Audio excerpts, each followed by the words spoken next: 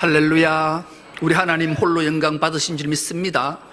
자, 옆사람 손을 한번 꼭 잡고 얼굴 한번 쳐다봅니다. 눈을 마주칩니다. 제 옆에 앉아주셔서 감사해요. 주님의 이름으로 축복하고 사랑합니다. 은혜 받을 줄 믿습니다. 오늘 우리 함께 은혜 받고 있는 말씀의 제목이 예고 없는 재앙 앞에서, 이런 제목으로 함께 은혜를 나누겠습니다. 요즘 신조 중에 기차니즘이라는 신조가 있다 그래요. 이 기차니즘의 신조의 뜻은 이런 거예요. 세상 만사가 귀찮아져서 게으름 피우는 상태가 고착화된 상태, 그런 뜻이에요. 뭐라고요? 세상 만사가 귀찮아서 게으름 피우는 현상이 고착화된 상태를 귀차니즘이라 그래요. 그럼 귀찮다는 무슨 뜻인가? 귀찮다라는 말은 마음에 들지 않고 괴롭거나 버겁다, 그런 상태라는 거예요. 성가신 상태가 귀찮은. 그럼 게으름은 뭘까? 게으름은 하기 싫어서 멈추는 것. 여러분, 사람들이 귀찮고 게을러지면 어떤 상태가 되는가? 그래서 재미있는 책 한 권이 등장을 해요. 이 책 제목은 기차니즘이 피부를 망친다, 이런 책이에요. 여러분, 남자와 여자 똑같은 나이인데 남자가 늙어 보일까요? 여자가 늙어 보일까요? 예, 묻는 게 바보지. 남자가 늙어 보여요. 왜요? 피부를 탱탱하고 늙지 않게 하려면 피부에 상당한 시간을 투자해야 돼요. 저처럼.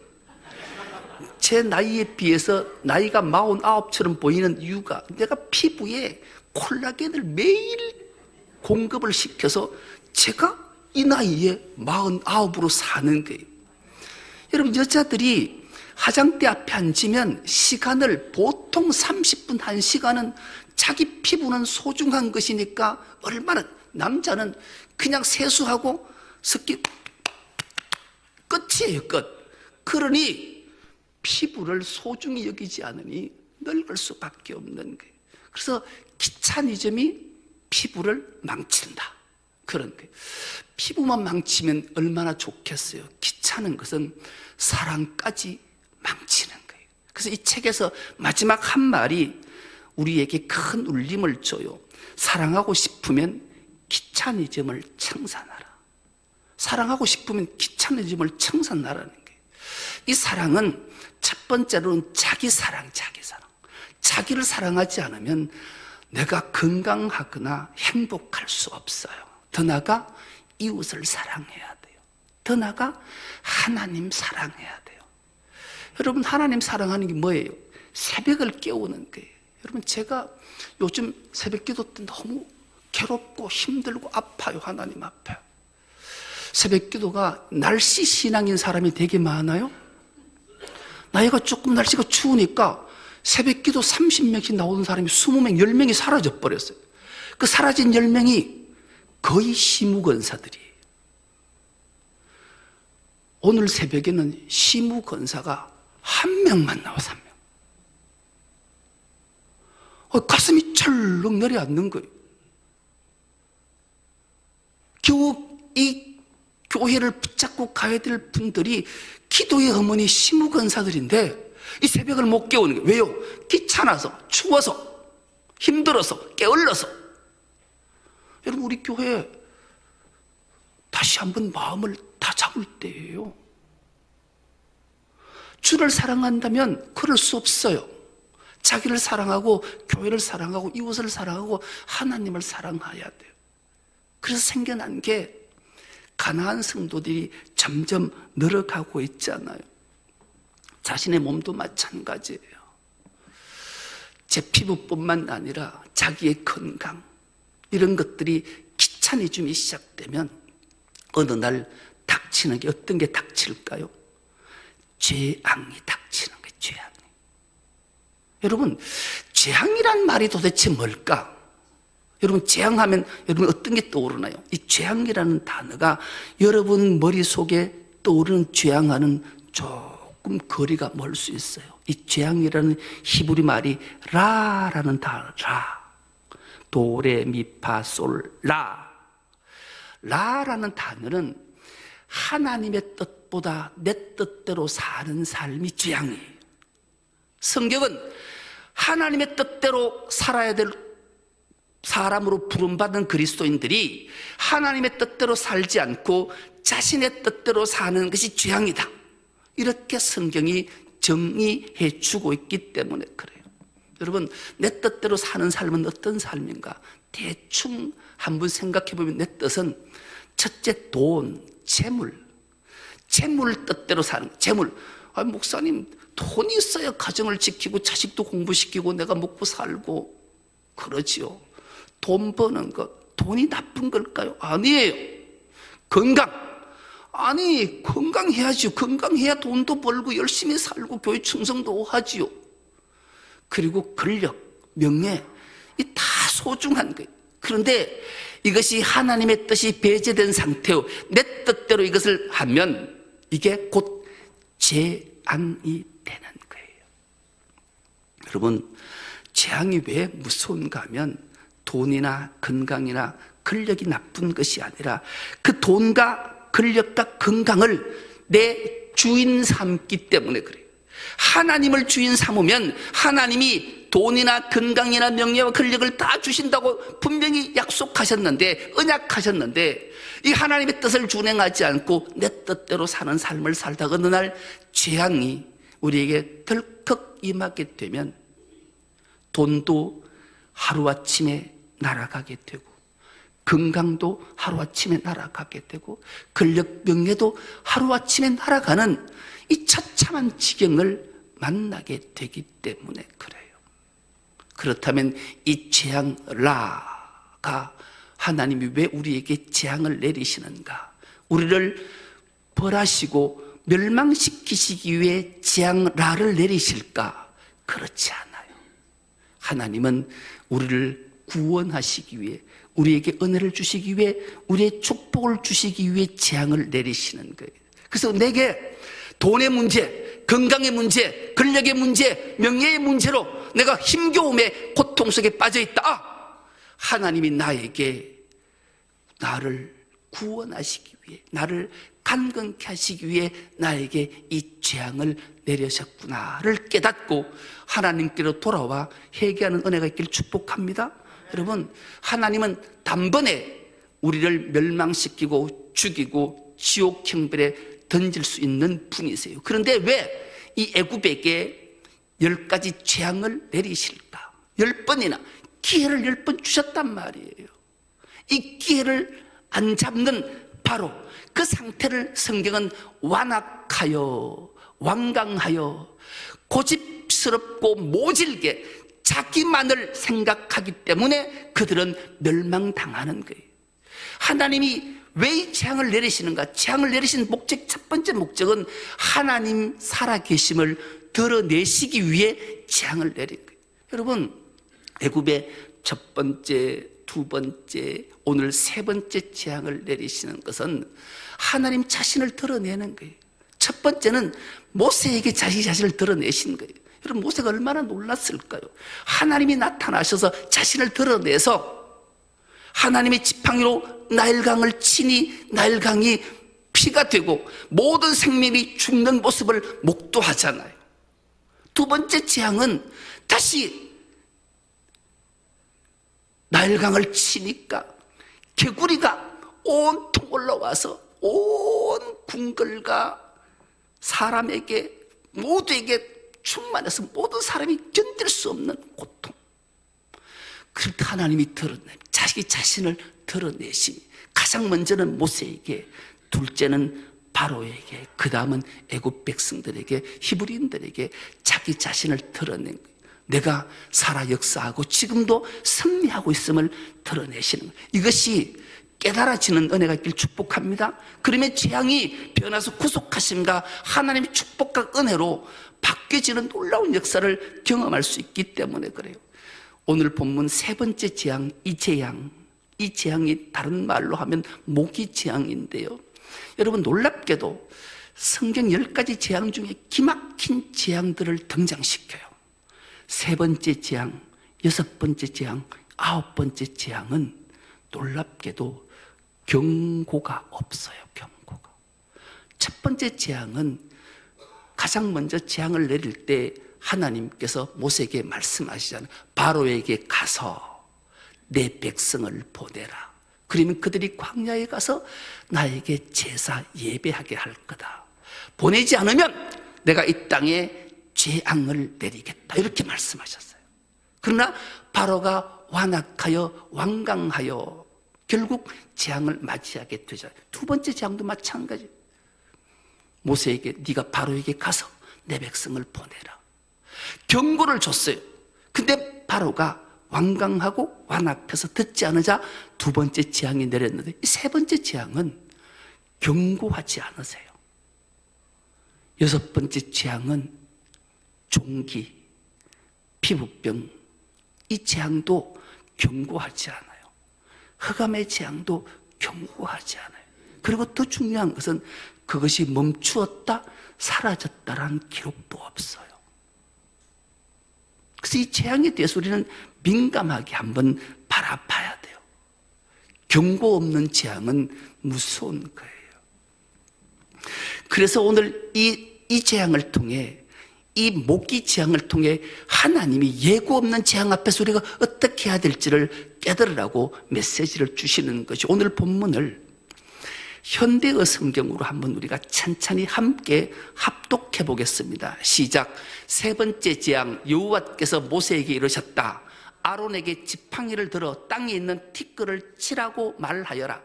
티끌이 애굽 온 땅에서 모기가 되리라. 모세와 아론은 여호와의 말씀대로 하였다. 곧 아론이 지팡이를 잡고 손을 들어 땅에 있는 티끌을 내리치자 애굽 땅에 있는 티끌이 모두 모기가 되어 사람과 가축에게 달려들었다. 애굽 마술사들도 모세와 아론처럼 해보려고 하였으나 그렇게 하지 못하였다. 모기는 여전히 사람과 가축에게 달려들었다. 애굽 마술사들은 바로에게 이러한 일은 하나님이나 하실 수 있는 일입니다 하고 아뢰었다. 그러나 바로의 마음은 굳어 있어서 그들의 말에 귀 기울이려고 하지 않았다. 여호와께서 하신 말씀 그대로였다. 아멘. 여러분, 이 세 번째 재앙, 모기 재앙, 이 재앙이 얼마나 무서운가를 우리에게 알게 해요. 삼세판째. 꼭 첫 번째, 두 번째는 경고하셨다가 세 번째는 경고하지 않으세요. 네 번째, 다섯 번째도 경고하시다가 여섯 번째는 경고하지 않으세요. 일곱 번째, 여덟 번째 경고하셨다가 아홉 번째는 또 경고하지 않으세요. 그리고 드디어 열 번째 재앙은 첫 태생, 초태생은 다 죽음을 맞이하는. 여러분, 우리가 하나님의 이 말씀 앞에 귀를 기울여야 되는 이유, 재앙 앞에서 우리가 어떤 삶을 살아야 할 것을 우리에게 일깨워줘요. 그리고 특별히 지난 시간에도 끊임없이 말씀드렸지만 이 재앙에 등장하는 모든 것들은 애굽 사람들이 신으로 섬기는 거예요. 자신들이 섬기는 신을 통해 하나님이, 그들은 무가치한 존재고 인간들이 만든 것이기 때문에 그들을 통해서 재앙을 내리시는 거예요. 이 티끌이라는 말, 그리고 다른 말은 먼지라는 말, 땅이라는 말, 흙이라는 말이, 이 이집트 사람들은 갭이라는 신으로 섬겼어요. 땅신을 섬겼단 말이에요. 땅에서 자기들에게 먹을 것을 주고, 그리고 이 땅신이 얼마나 위대한가를 알게 하기 위해서 이 신을 섬겼어요. 이 땅신에게 하나님이 재앙을 내린, 땅신이 어떻게 생겼는가? 사진을 보면 땅신이, 갭이라는 신은 저 밑에 누워있는 땅신이, 땅신. 이 땅신 갭은 어떤 일을 하는가? 다산과 풍요를 주는 신이라고 섬겼고요.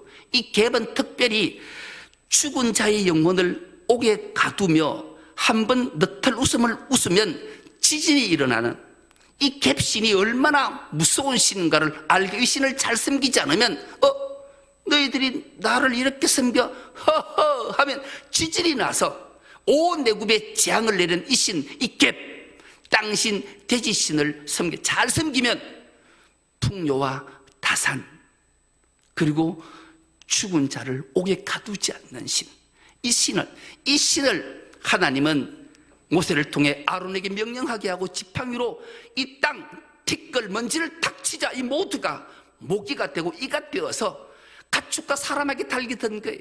여러분, 모기에게 물려보신 경험들은 누구나 다 있을 거예요. 여러분, 모기는 요게 영물이 영물. 여러분, 내 방에도 어느 날 모기가 엥 하고 딱 물었어요. 못 잡았어. 그래서 눈을 감아 또 엥 하고 물어요. 속이 상했어요. 일어났어요. 불을 켰어요. 아무리 찾아도 없어요. 이 모기 찾는데 밤새도록 모기 때문에 잠도 못 자고 새벽기도 한 경험이 있다니까요. 그래서 여보, F킬러 좀 사놔라. 그 모기는 못 잡으니까 킬러라도 치면 죽으면 되는데 이걸 모기 잡는 게 얼마나 힘든지 몰라. 모기가 가축과 사람에게 해서 피를 빨아먹는 흡혈귀 같이 인간을 얼마나 고통 속에 빠뜨리는지 몰라. 이 재앙이 애굽 백성들에게 있었어요. 일어난 거예요. 그래서 바로가 요술사 마술사를 부르지, 너희도 이거 한번 보여봐라. 우리가 섬기는 신 갭신이 아니냐. 그런데 이 요술사 마술사들이 아무리 요술을 부리고 마술을 부려도 안 되는 거예요. 첫 번째, 두 번째는 그나마 흉내를 내고 따라 했는데 세 번째 재앙부터 안 되니 이 요술사 마술사들이 바로에게 이것은 하나님의 권능, 하나님의 손, 하나님만이 하실 수 있는 일입니다. 이렇게 보고해요. 그럼에도 불구하고 바로는 마음이 어땠다고? 굳어서, 모질어서, 완악해서 듣지 아니하였더라. 이렇게 성경이 끝을 내고 있는 거죠. 여러분, 우리가 이 재앙을 통해서 오늘 우리에게 주시는 하나님의 음성 메시지가 뭘까? 첫 번째는 작은 것에 예민하게 반응해야 돼요. 여러분, 작은 것에. 여러분, 사람에게 가장 무서운 병이 무슨 병이에요? 여러분, 두말할 것이 암이에요. 암이 우리에게 딱 찾아와서 암이 발견되고 암입니다 하면 거의 대부분 3기, 4기예요. 근데 요즘은 매년 건강검진을 하니까 초기 1기에 발견되는 확률이 많이 높죠. 그런데 그래도 이 췌장이나 담낭이나 이런 암은 1기라도 상당히 위험하다 그래요. 제 친구 목사님을 지난 시간에 잠깐 언급했는데 그분이 담낭암 1기인데도 불구하고 생존율이 한 27% 이렇게밖에 안 된대요. 체중이 30kg가 막 빠졌더라니까요. 얼마나 놀랐는지. 그런데 이 담낭암이 이분은 1기에 발견을 했는 은혜가 전조현상을 알았다래요. 어느 날 남편이 여보, 당신 눈동자가 이상하다. 눈이 항달기가 살짝 있더라 그래요. 그래서 이게 뭐지 싶어서 병원에 가서 검진을 해보니까 빨리 큰 병원 가보라고. 그래서 아산병원에 갔더니만은 암이라고, 담낭암이라고. 그래서 복부를 기역자로 해서 한 30cm를 가서 다 드러냈대. 3가지 장기를 다 드러냈다. 여러분, 그럴 때 이 전조현상을 잘 알아야 돼. 가장 먼저 이 간암, 특히 간암 같은 거는 발견하기 어렵대잖아요. 근데 우리가 민감하고 예민하면 알아낸다라는 게. 이 간암이 증세가 어떤가 하면 목하고 어깨 주변에 빨간 반점들이 이렇게 생겼다가 사라진대요. 이거 관찰을 잘하면 알아내는 거예요. 그리고 아침에 일어나는데 아침마다 개운하게 잘 잤다 이래야 되는데 아이고 왜 이래 피곤하노? 이 피곤이 몰려오면 한번 검사해 봐야 된다. 그리고 소화가 잘 안 되면 이게 간암일 확률이 있다라는 거예요. 그리고 무엇보다 심근경색, 요즘 심근경색, 이 한절기에 심근경색으로 돌아가시는 분들이 되게 많아요. 이 심근경색도 두통이 오면 이 심근경색하고 이 뇌암도 아닌데 왜 두통이 오지? 머리가 왜 이리 아프지? 해서 병원에 가봤더니 이게 심근경색이다. 이게 혈관이 막히면 두통이 온다라는 거예요. 그래서 찾아낸다라는 거예요. 여러분, 우리가 전조현상들은 반드시 암으로 3기, 4기로 진행되기 전에 반드시 5번 정도의 전조현상을 몸이 보낸다 그래요. 그래서 우리가 민감하고 예민하면 다 발견해내고 치료받을 수 있다라는 거죠. 그래서 우리는 모든 일에 예민하고 민감해야 돼요. 여러분, 우리가 손주, 아들, 딸보다 손주가 더 훨씬 이쁘잖아요. 어느 날 손주가 집에 왔어요. 할아버지가 어이구 우리 손주 일로 오거라. 팔을 버린 손주가 막 쫓아 할아버지가 따간 게 냄새 이러고 도망간다라는 거예요. 노인 냄새. 이 쾌쾌한 이거 참 싫은 냄새. 노인이 되면 왜 냄새가 날까? 여러분 냄새가 내가 왜 날까요? 딱 답은 하나리 귀차니즘에 빠져서 그런 게. 이런 나이가 들수록 씻는 게 귀찮아서 아침 저녁으로 샤워를 싹 하고 그 보디로션을 막 바르고 막 이래야 되는데 그만 아이고 머리는 막 이틀에 한 번 감으면 되지 뭐 세수는 대충 하면 되지 그러면 냄새가 난다. 그 피부 꺼사가 그러더라고요. 아이고 나이가 들면 냄새 다 나지. 개코 같은 소리 하지 마라. 안 씻어도 그렇다는 게. 늘 아침 저녁으로 깨끗이 씻으면 되는데 이 귀찮아서 그래놓고 손주 자기한테 온다고 불평하는 거. 여러분 이게 민감하고 예민하지 않아서 생기는 일들이라는 거예요. 여러분 사진을 한번 띄워줄 텐데요. 이 사진을 보고 여러분들이 지금 누군가를 한번 맞춰보면 좋아요. 저 사람의 특징이 뭐가 특징이지 저 사람한테? 예, 머리카락 없는 게 특징이 머리카락 없는. 왜 지금 애굽의 제사장들은 요술사들은 마술사들은 3일에 한 번씩 머리털을 민대요. 그리고 몸에 있는 모든 털을 다 민대요. 왜요? 자기가 섬기는 신한테 제사 침례하라고 할 때 혹시 머리카락이나 머릿속에 숨어있는 이물질이 떨어져서 온전한 제사가 되지 않을까 해서 3일에 한 번씩 모든 머리털을 민대요. 그리고 매일 아침, 점심, 저녁으로 목욕 재개를 한대요. 신 앞에 추한 냄새가 나지 않게 하기 위해. 우상의 제사장들도 이렇게 청결을 유지하기 위해 부지런하게 열심을 다하는데 하나님 음성을 듣기 위하여 우리가 몸과 마음을 얼마나 청결히 해야 되는지 그리고 예배 때 우리가 어떤 마음가짐으로 예배해야 되는지를 우리에게 일깨워주는 말씀이죠. 여러분 하나님의 음성이 어떻게 들릴까요? 하나님의 음성이 들리는 대표적인 소개 하나를 하면 엘리야가 하나님의 음성을 듣잖아요. 놀라운 역사를 일으켰음에도 불구하고 엘리야는 협박 하나에 도망길에 올랐다가 하나님의 인도함을 받고 하나님의 산 호렙에 이르렀을 때 하나님의 음성을 듣는 내용이 그대로 기록되어진 이 기록을 우리가 한 목소리로 합독해 보겠습니다. 열왕기상 19장 11절에서 12절 말씀입니다. 시작. 주께서 말씀하셨다. 너는 그 굴 속에서 나와 내 앞에 서 있거라. 이때 주께서 굴 앞에서 앞으로 지나가셨다. 맨 처음에는 강한 폭풍이 불어왔는데 산이 갈라지고 바위돌이 산산조각으로 깨졌다. 그러나 주께서는 이런 폭풍 속에 계시지 않았다. 폭풍이 가라앉자 지진이 일어났는데 이런 지진 속에도 주님은 계시지 않았다. 그 다음에는 불길이 지나갔으나 그 불꽃 속에도 주님은 계시지 않았다. 이것은 모두 주께서 이스라엘 백성을 해방시켜 애굽에서 구출하실 때 쓰셨던 방법들이었다. 이런 것들이 다 지나간 다음에 엘리야는 고요히 속삭이는 음성을 들었다. 아멘. 여러분 주님의 음성은 고요히 속삭이는 음성으로 들린다는. 여러분 우리가 새벽을 깨고 주님 앞에 새벽 기도하고 조용히 묵상 기도를 하는 이유가 뭐겠어요? 주님의 음성은 큰 폭풍우 가운데, 지진 가운데, 불꽃 가운데 들리는 음성이 아니 아주 고요한 속삭임으로 세미한 음성.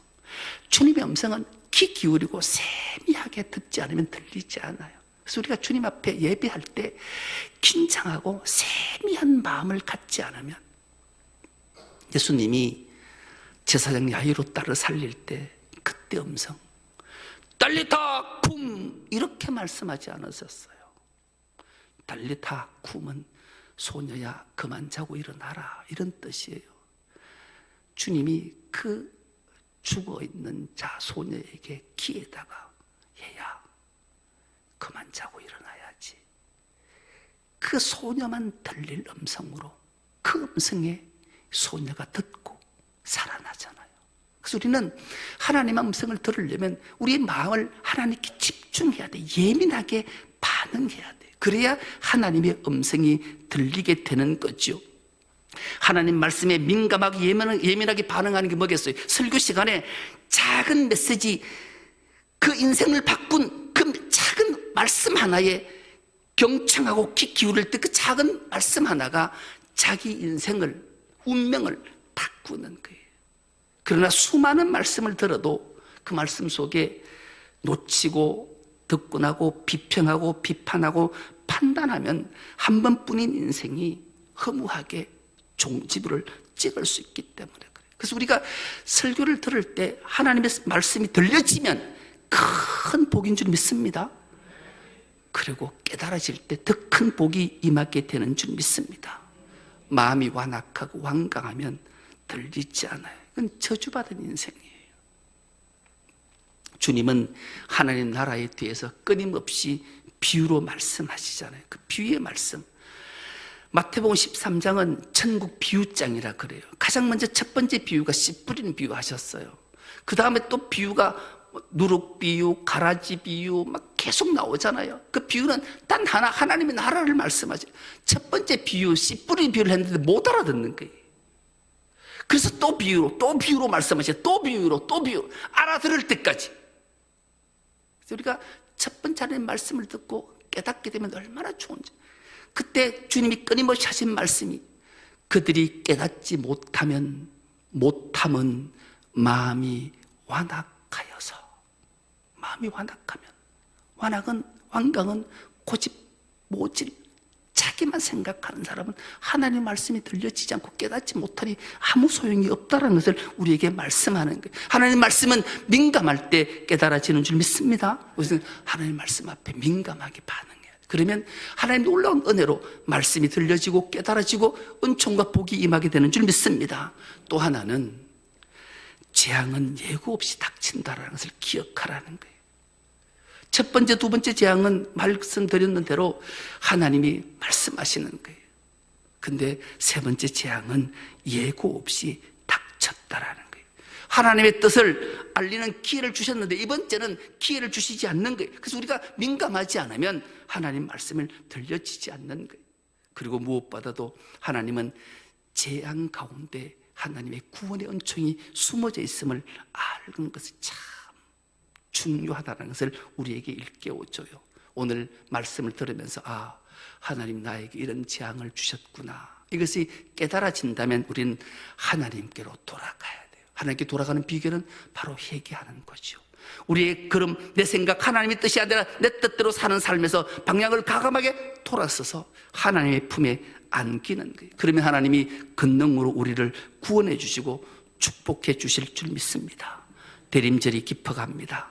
다시 오실 주님을 대망하면서 우리의 믿음의 불을 밝힙시다. 말씀 앞에 예민하고 민감하게 반응하고 재앙 앞에 나를 구원하시는 하나님의 은총임을 깨닫고 회개함으로 하나님 품 안에 안겨서 참된 복락을 누리는 우리 중성교회 모든 건속 다 될 수 있기를 간절히 기도합니다. 하나님 아버지 고맙고 감사합니다.